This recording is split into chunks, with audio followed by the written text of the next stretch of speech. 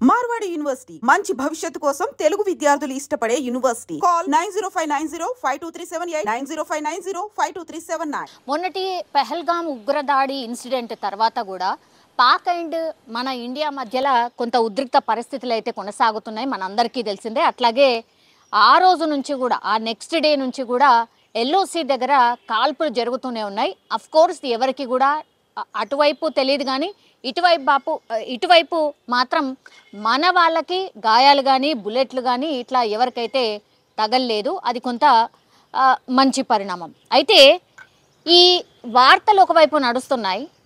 సరే, ఏం జరుగుతుంది ఏంటి, ఈ రెండు కంట్రీస్ మధ్య ఏం జరగచ్చు అనేది సోషల్ మీడియాలో పూర్తిగా అందరు కూడా ఫాలో అవుతున్నారు. అంటే అటువైపు ఇటువైపు అన్ని ఛానల్స్ని కూడా ఫాలో అవుతున్నాయి. అట్లాగే అసలు ఏంటి అప్డేట్ ఏంటి అనేది తెలుసుకునే ప్రయత్నం చేశారు. ఈ కంటిన్యూషన్ ప్రాసెస్లో భాగంగా యాక్చువల్లీ కేంద్ర సర్కార్ ఒక కీలక నిర్ణయం అయితే తీసుకుంది. అదేంటి అంటే, జనాలు అంటే ఎవరమైనా సరే మనమైనా సరే అసలు ఏం జరుగుతుంది ఏంటి తెలుసుకోవాలన్న ఆతృత సోషల్ మీడియా ఛానల్స్ వీటన్నిటిని కూడా ఫాలో అవుతున్నారు. కాబట్టి కేంద్రం క్లియర్గా కొన్ని గైడ్ లైన్స్ ఇచ్చింది మనకు. అదేంటి అంటే, కొంత సంయమనం పాటించండి, న్యూస్ ఛానల్స్ కూడా మీకు సోర్స్ ఉంటేనే వార్త వెయ్యండి అనేటువంటిది క్లియర్ కట్గా చెప్పిండ్రు. ఎందుకంటే రాంగ్ ప్రాపగండా, రాంగ్ వార్తలు స్ప్రెడ్ చేయడం కూడా మంచిది కాదు అనేది ఎగ్జాక్ట్లీ కరెక్ట్ యాక్చువల్లీ. కానీ ఆ రాంగ్ ప్రాపగండా మన వాళ్ళు కొంత సంయమనం పాటించే ప్రయత్నం చేసినప్పటికీ కూడా పాకిస్తాన్లో ఛానల్, ఇప్పుడు మన ఛానల్లో అక్కడ ఓపెన్ అయితే అక్కడ ఛానల్స్ మనకు కూడా ఓపెన్ అవుతాయి. అంటే డిఫరెంట్ కంట్రీస్ ఎవరైనా చూడొచ్చు. అంటే పాకిస్తాన్లో కొన్ని ఛానల్స్ పర్టికులర్లీ కేంద్రం ఒక 16 ఛానల్స్ని ఐడెంటిఫై చేసింది. ఒక రకంగా వాటి మీద డిజిటల్ వార్ ప్రకటించింది. అందులో భాగంగానే ఇక్కడ మన దగ్గర మన భారతదేశంలో వీళ్ళందరూ కూడా రాంగ్ న్యూస్ స్ప్రెడ్ చేస్తున్నారు, రాంగ్ ప్రాపగండా స్ప్రెడ్ చేస్తున్నారు. కాబట్టి వాటి మీద నిషేధం విధించింది. అందులో భాగంగానే ఇప్పుడు నేను కొన్ని ఛానల్స్ పేరు కూడా చెప్పబోతున్నా. ఒకవేళ మీరు క్లిక్ చేశారనుకోండి, మీకేం డిస్ప్లే అవుతుంది అని అంటే, I want to show clearly 16 ఛానల్స్లో ఇది నేను ఇప్పుడు చూపెడుతున్నది మాజీ క్రికెటర్ షోయబ్ అఖ్తర్ ఛానల్ అన్నమాట. ఇందులో క్లియర్గా మనం చూడొచ్చు. ఒకసారి చూడండి.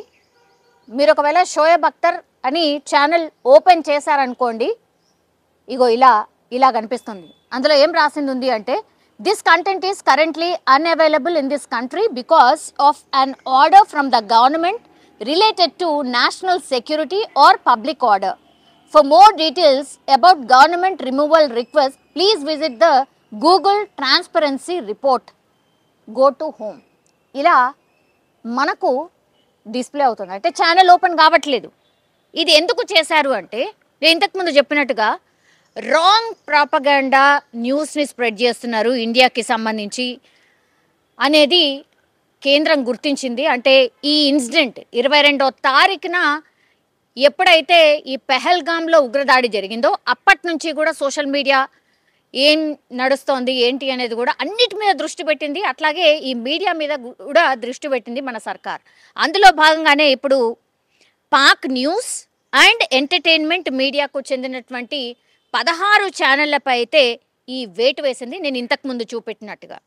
అందులో Dawn news, Geo news, Geo అంటే GEO, Geo news, Samaa TV, ఇట్లా ఇంకా కొన్ని మీడియా ఛానళ్ళ మీద నిషేధం విధించింది. అట్లాగే కొంతమంది జర్నలిస్టుల ఖాతాల మీద, అంటే ట్విట్టర్ ఇట్లాంటివి ఉంటాయి కదా, వాటి మీద కూడా నిషేధం విధించింది.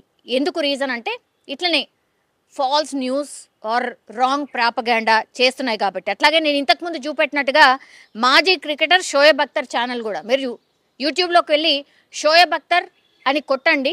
యాక్చువల్లీ ఆయన పాక్ బౌలర్, మనందరికీ తెలిసిందే, గతంలో చాలా మ్యాచెస్లో కూడా చూసాం, ఆయన సుపరిచితం. ఆయనకు కూడా ఒక ఛానల్ ఉంది. అందులో కూడా ఇట్లనే మన మీద రాంగ్గా పోస్టులు పెడుతున్నారు, రాంగ్ న్యూస్ని స్ప్రెడ్ చేస్తున్నారు అని ఇక్కడ మనం వాటిని చూసి ప్యానిక్ అయిపోతాం, ఆబ్వియస్గా అయిపోతాం. ఎందుకంటే ఈ రాంగ్ వార్తలు చూసినప్పుడు అక్కడ నిజంగానే అది జరుగుతుందేమో, నిజంగానే మన దగ్గర ఇది జరుగుతుందేమో అని ఇట్లా రొచ్చగొట్టే వార్తలు వాళ్ళు ప్రసారం చేస్తున్నారు. కాబట్టి ఇది కరెక్ట్ కాదు అని ఆ 16 ఛానళ్ళ మీద నిషేధం అయితే విధించింది. ఇందులో వచ్చే కంటెంట్ ఇప్పుడు అందుబాటులో లేదు, మనకి ఎక్కడ కూడా కనిపించదు.